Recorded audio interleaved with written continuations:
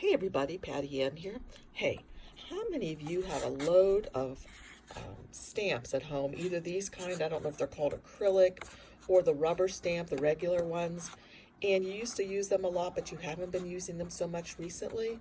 Hey, I've got a surprise for you if you're not aware of how this works. I'm learning how to do it for our Cricut machines. It's really, really easy if you have a silhouette machine, not quite as many steps, but we can still do it with our Cricut machines as well. And so what am I talking about?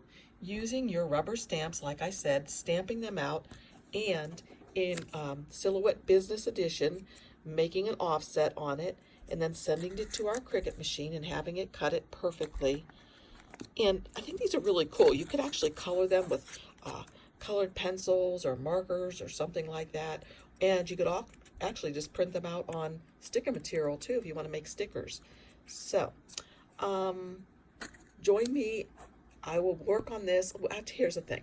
Let me know if you're interested, and I'll continue to work on this and perfect it so that I can give you exact instructions, like either by giving me a thumbs up down below or by commenting, or both. Hey, I'd love that.